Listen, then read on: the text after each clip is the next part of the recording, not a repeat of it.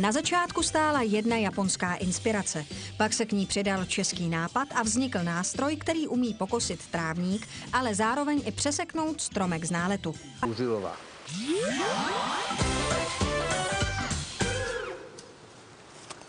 Pane Švarci, co to máte za nástroj? To není běžný srp, ne? No, máte pravdu. Je to vlastně taková zvláštní japonská kosička, která je trošku jako srp, trošku jako kosa. Její zvláštností je i to, že není určena ani pro leváka nebo pro praváka. Může pracovat pravák i levák, může pracovat doleva, doprava. No a slouží tahle ta nejmenší verze na jemné vyžínání trávy už celkem kultivovaného pozemku, kdy jenom čistíte plochy, které už byly nějakým způsobem upraveny a chcete ručně, bez použitím elektrického nářadí, nějakým způsobem si upravit svůj pozemek. A tahle ta kosička, ta pochází přímo z Japonska? No, tahle ta kosička nápadem a vlastně tradicí pochází z Japonska a ty výrobky jsem potom zkoušel nějakým způsobem dál předělávat, aplikovat na nějaké české podmínky a další použití, které jsem zkoušel nějakým způsobem najít. Můžete mi teda ukázat, z čeho všeho se to skládá, ta kosička? Takže tady je několik kos a kosiček, kde chtěl bych ukázat, jak jednoduchým způsobem lze tuto věc vyrobit a získat.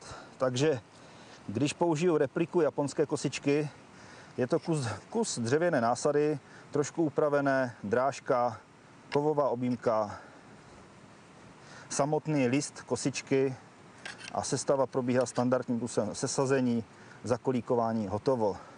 Je to jedna z možností, ovšem potom je tady jiná věc, kdy jsem opustil vlastně princip japonských kos a kosiček a rozhodl jsem se to dělat po svém. Šlo mi o to rychle vyrobit, snadno a levně udržovat. A jak se tyhle kosičky tedy liší? Jak jste to zjednodušil?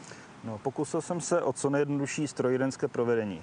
To znamená, že jsem se vyhnul kovářskému vyhotovení a šel jsem na to takovým jednoduchým zámečnickým způsobem. Kus pérové oceli, který najdete někde na šorťáku, nebo poprosíte kamarády, kteří mají, 3 až 4 mm a provede se klín.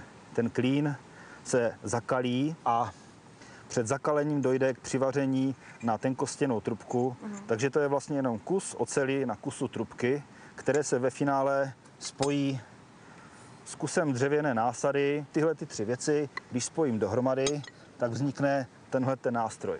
To je vlastně ono, to je vlastně tahle ta zjednodušená kosička, která v téhle malé verzi je jednoruční a v téhle veliké verzi je dvouruční.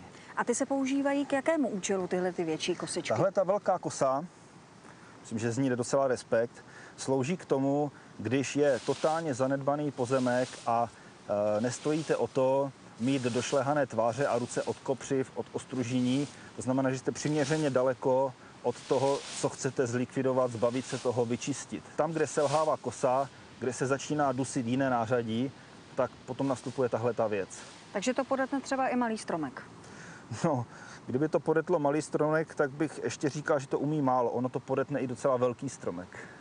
Takže s touhletou malou kosičkou si troufnu jedním jediným pohybem přetnout 5 cm kmínek.